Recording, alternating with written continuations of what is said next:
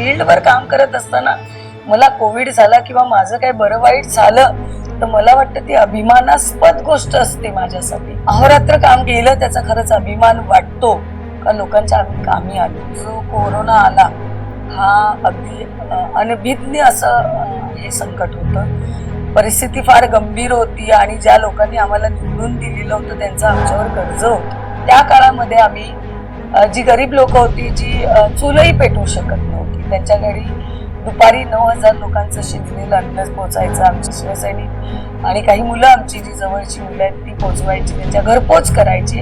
रात्रीही 9,000 लोकांचं जेवण शिजायचं, ते घरपोच पोचायचं. किट्स पाठवत होतो धान्याचे जे एक महिनाभर त्या फॅमिलीला पुरत असेल. आम्ही नोटिंग घेत होतो या फॅमिलीमध्ये किती मेंबर आहेत. विधानसभा क्षेत्र सोडून सुद्धा काही ठिकाणाहून कळत होतं की यामिनी जाधवांना कॉल केला तर किट मिळतं धान्याचं. तर अशा ठिकाणी सुद्धा आम्ही किट पोहोचवलेले आहेत.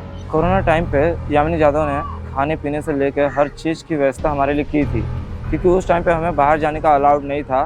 फिर अनाज का भी थोड़ा बहुत मतलब बंदोबस्त कर दिया. जेवण बिवण सगळं वाटण्यात गेलं. हम लोग को लॉकडाउन में बहुत कुछ दिए खाने पीने के लिए, रोजे में बहुत मदत की है उन लोग ने. दिवाळी मध्ये आम्हाला भेटलं पूर्ण साखर रवा जे लागतं ते पूर्ण आम्हाला भेटलं. बहुत बहुत आभार है यामिनी मैडम का कि उन्होंने हमारी हेल्प करी. बहुत बड़ा वाला थैंक यू. कोरोनाला घाबरून केवळ यशवंत जाधव आणि मीच नव्हे तर आमचे शिवसैनिक सुद्धा रस्त्यावर फिरत होते.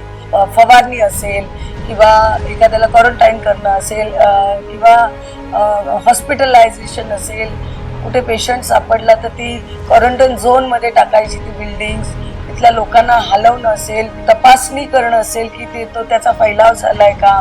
नंतर त्याच दिवशी रात्री कोविड पॉझिटिव्ह झाले.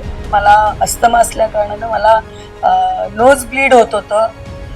मी हॉस्पिटलाइज होते प्रिन्स अली खानला आणि मी रात्री 4-4 वाजेपर्यंत इतर पेशंट जे मला कॉल येत होते त्यांना मी कुठे कस्तुरबा आहे, कुठे क्वारंटाईन सेंटर्स आहेत, जिथे अवेलेबल होईल तिथे त्यांना मी बेड्स मिळवून देत होते, कोणाला रेमडेसिवीर मिळवून देत होते. माझ्या दोन्ही मुलांनी मला एक आयडिया दिली की मम्मी तूही अशी क्लिप बनवत जा आणि रोज लोकांना पाठव.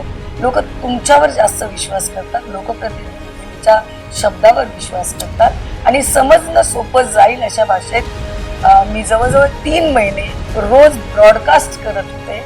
2 मिनिटाची क्लिप त्यांना सांगत होते की कोविडमध्ये आपण स्वतःचं घर स्वच्छ ठेवतो, घरात बाहेरून आपण आल्यानंतर आपण डेटॉलने हातपाय धुतोय, पण केवळ घर नाही तर आपल्या आसपासचा परिसर सुद्धा आपण स्वच्छ ठेवा जेणेकरून कोविड आपल्यापर्यंत पोहोचणार नाही. माणूस म्हणून आपल्याला जन्म आपण घेतलाय, पण यशवंत जाधव साहेबांसहित त्यांच्या मार्गदर्शनाखाली सगळ्या शिवसैनिकांना मला आणि आम्ही माणूस बनण्याचा प्रयत्न कोविडमध्ये केला. भायखळ्याची रणरागिणी यामिनी.